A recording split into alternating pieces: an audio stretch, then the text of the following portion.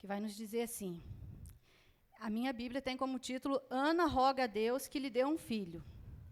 Então Ana se levantou, depois que comeram e beberam em Siló, e Eli, o sacerdote, estava sentado numa cadeira, junto a um pilar do templo do Senhor. Ela, pois, com amargura de alma, orou ao Senhor e chorou abundantemente. E votou um voto, dizendo: Senhor dos exércitos, se benignamente atentares para a aflição da tua serva, e de mim te lembrares, e da tua serva te não esqueceres, mas a tua serva deres um filho varão, ao Senhor o darei, por todos os dias da sua vida, e sobre a sua cabeça não passará navalha. E sucedeu que, perseverando ela em orar perante o Senhor, Eli fez atenção à sua boca, porquanto Ana no seu coração falava, e só se moviam seus lábios. Porém, não se ouvia a sua voz, pelo que Eli a teve por embriagada. E disse-lhe Eli: Até quando estarás tu embriagada?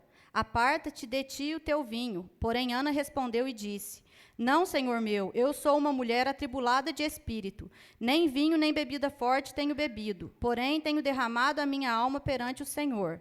Não tenha, pois, a tua serva por filha de Belial, porque da multidão dos meus cuidados e do meu desgosto tenho falado até agora.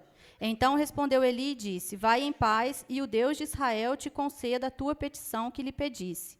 E disse ela: Acha a tua serva graça em teus olhos. Assim a mulher se foi seu caminho e comeu, e o seu semblante já não era triste. E levantaram-se de madrugada e adoraram perante o Senhor, e voltaram e vieram à sua casa, a Ramá. Eucana conheceu a Ana, sua mulher, e o Senhor se lembrou dela. Até aqui, amém? Eu gostaria hoje de falar sobre Ana, que acredito que a maioria conheça, né? Ou pelo menos já tenha ouvido falar, que Ana é a mãe do profeta Samuel. E Ana, ela era mulher de Eucana, que tinha também como mulher Penina. E Penina dava filhos a Eucana, porém Ana era estéril. A Bíblia fala que o Senhor havia cerrado a madre de Ana. E ser estéril naquela época, irmãos, era algo assim muito ruim, né? A mulher que não podia ter filhos, ela era, enquanto a que gerava muitos filhos era tratada, era supervalorizada, a estéril era desprezada. Ela era vista como alguém que não tivesse valor. E isso era algo muito ruim, e Ana sofria muito com isso. Mas nós temos muita coisa que nós podemos aprender com Ana. Mas eu destaquei aqui 3 coisas que me chamaram muita atenção. Porque Ana, além de ter que lidar com aquela situação de ser desprezada, de não ser vista como uma mulher de valor por conta de não poder dar filhos ao seu marido, ela também tinha que lidar constantemente com os insultos da sua rival, Penina. E Ana, ela tinha a desculpa perfeita para se colocar no lugar de vítima e para aceitar aquela situação. Porque a Bíblia fala que Eucana, o marido de Ana, ele dava sempre um sacrifício maior a ela, por amar muito ela e por ela não poder dar filhos a ele. Então, ela podia muito bem se conformar com aquela situação, se colocar no lugar de vítima e aceitar aquilo, né? Mas ela teve uma atitude diferente. Ela foi aos pés do Senhor, porque ela sabia que aquilo que era impossível para ela, era possível para Deus.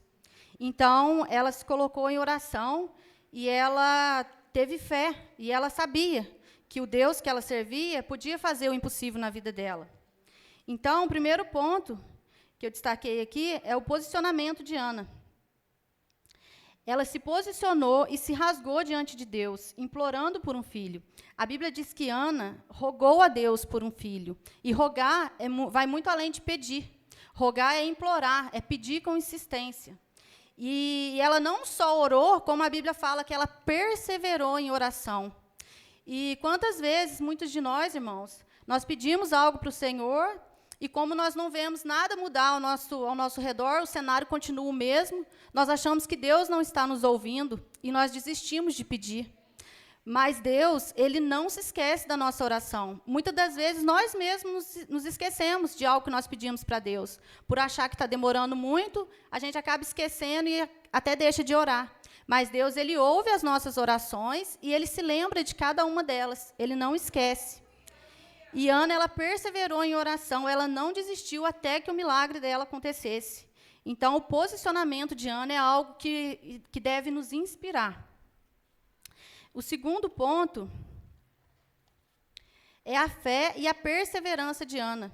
Como eu disse, né, a Bíblia fala que Ana orava, e não somente orava, ela perseverava em oração.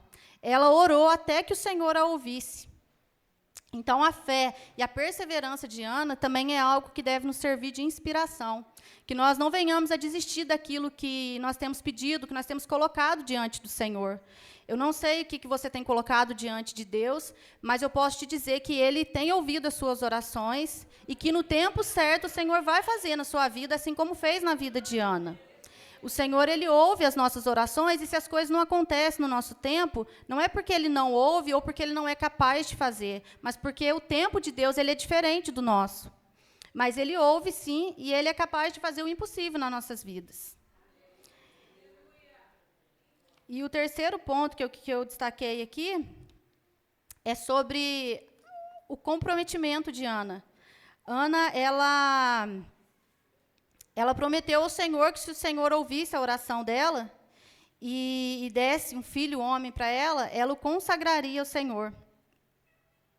E assim ela fez. Quando Samuel desmamou, Ana o levou à casa do Senhor e o entregou, cumprindo assim a promessa que fizera diante do Senhor. E quantas das vezes nós nos comprometemos com Deus e não cumprimos, né? O Senhor, Ele é fiel nas nossas vidas, mas nós, muitas das vezes, não somos fiéis àquilo que nós falamos para o Senhor.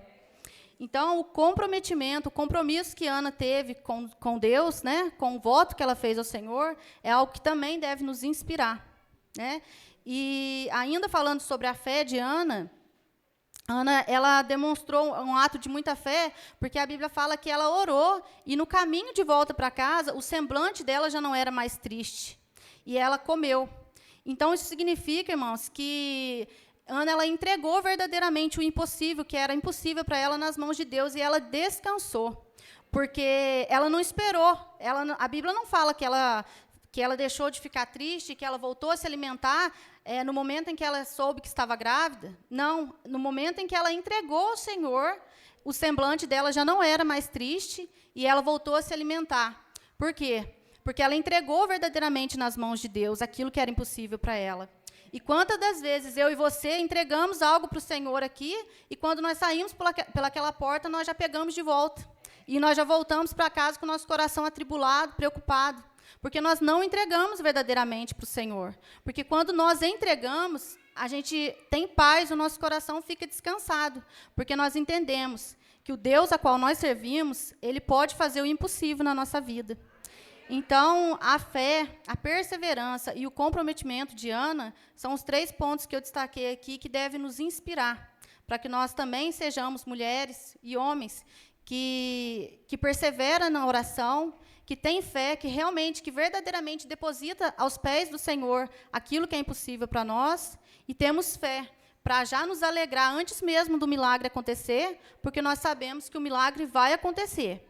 Nós podemos não saber o momento exato que Deus vai fazer, mas nós sabemos que Ele é poderoso para fazer e que no tempo dEle, Ele vai fazer na nossa vida. Amém? Então, essa palavra que eu queria deixar para o coração dos irmãos, para que Ana seja uma inspiração para nós. Eu agradeço a oportunidade, em nome de Jesus.